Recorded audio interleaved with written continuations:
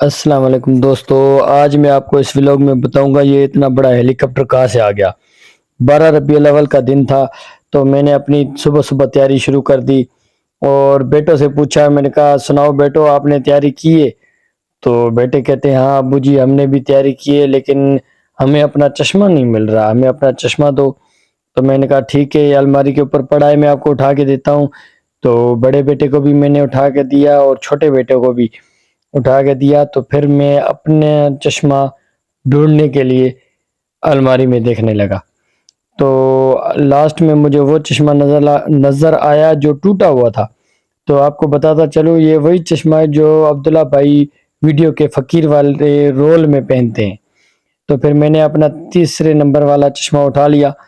تو اس کے بعد میں نے اپنی گھڑی اٹھائی، گھڑی پہنی، اور پھر میں نے اپنا بیج دیکھا تو بیج نکالا وہ بھی پہنا۔ بیج پہننے کے بعد میں پھر باہر آ گیا تو بیٹوں سے پوچھا ہاں بیٹے سناؤ کتنی دیر ہے؟ تو بیٹوں نے کہا ابو جی ہماری کوئی دیر نہیں ہے، دیر بس آپ کی ہے، آپ ہمیں کیوں لیٹ کر رہے ہو بار بار؟ چھوٹا بیٹا بولتا ہے کیا مسئلہ ہے؟ تو پھر میں نے کہا کوئی مسئلہ نہیں ہے چلو چلتے ہیں۔ تو یہ میرے بیٹے کا اسٹائل ہے الٹا چشمہ پہننا۔ تو بس تھوڑا سا ہم گلی سے نکلتے ہوئے تھوڑا سا آگے آئے، آگے دیکھا یار مزدور کام کر رہے تھے اس دن پر بھی، ہوگی کوئی مزدوروں کی مجبوری، کیونکہ آپ کو پتہ ہے اتنے اچھے دن میں تو ایسے کوئی کام نہیں کرتا، ہر بندہ جلوس میلاد پر جاتا ہے۔ چلو بہرحال پھر ہم آگے نکل پڑے میلاد چوک کی طرف۔ تو میلاد چوک پر جیسے ہی میں پہنچا تو یار مجھے کچھ لگا، میں نے کہا یار کچھ مسنگ ہے، کوئی چیز تو میں بھول رہا ہوں۔ تو پھر تھوڑی دیر سوچنے کے بعد مجھے یاد آیا او یار میں جھنڈا گھر سے لانا بھول گیا۔ پھر میں نے ایک بھائی سے جھنڈا لگوایا، کیونکہ ابھی بائک جھنڈا لگنے کی وجہ سے بہت زبردست لگ رہی تھی۔ تو میں آگے چوک پر آ گیا جہاں پر گاڑیاں سجا کر کھڑی کرتے ہیں، تو میں وہاں پر آ گیا، کچھ تصویریں وغیرہ بنائی، گاڑیاں کچھ دیکھی، گرمی بھی بہت زیادہ تھی۔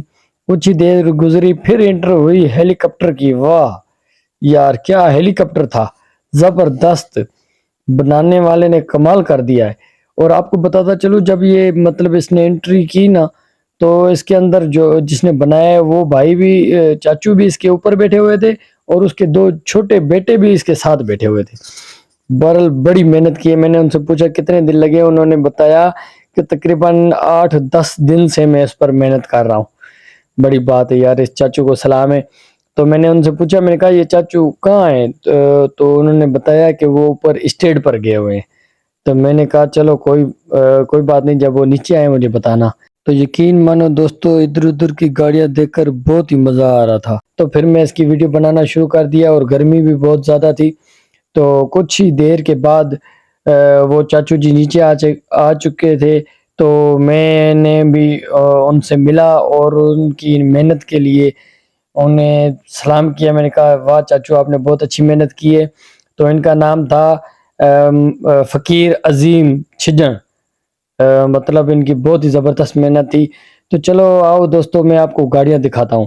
یہ دیکھو یہ دوسرا نمبر گاڑی، وہ یہ تیسرا نمبر، یہ چوتھا نمبر، مطلب بڑی زبردست، یہ پانچواں نمبر۔ ہر کسی نے اپنی محنت کی ہے، اپنی محنت کے حساب سے اس کو سجائے۔ یہ دیکھیں یہ ساتواں نمبر، یہ آٹھواں نمبر، دیکھیں یہ بائک کو بھائی نے کیا بنا دیا ہے، غبارے وغیرہ لگا کر زبردست طریقے سے، مطلب آپ کچھ بھی کر سکتے ہیں۔ یہ دیکھو یہ دل بنا ہوا ہے بڑی گاڑی پر، اور یہ دیکھو یہ بلیک گاڑی پر، یہ دیکھو یہ کتنے اچھے طریقے سے ڈیکوریشن کی ہے۔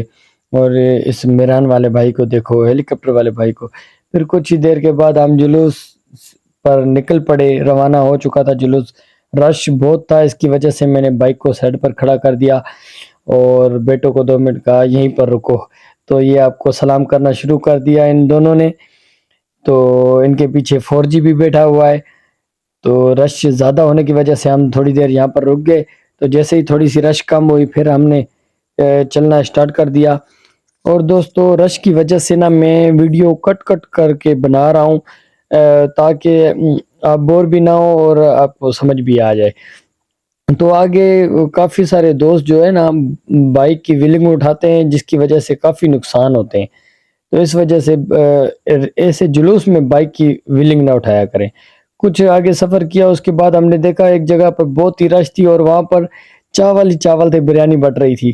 میں نے بھی بہت کوشش کی بریانی کی ایک شاپ پر مل جائے۔ آپ کے بھائی کو بریانی تو نہیں ملی، لیکن چشمہ ضرور ٹوٹ گیا بریانی کے چکر میں۔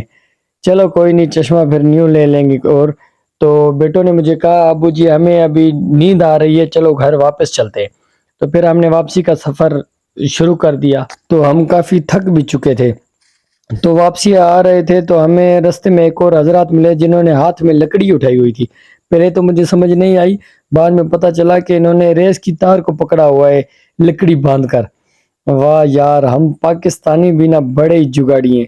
دوستو کمنٹ میں لازمی بتائے ایسا کبھی آپ نے کبھی پہلے کیا ہے کہ تار ٹوٹ گئی ہو، آپ نے لکڑی باندھی ہو؟ ہم پاکستانی بڑے جگاڑی ہیں، ٹھیک ہے؟ تو کمنٹ میں لازمی لکھے گا پاکستان زندہ باد۔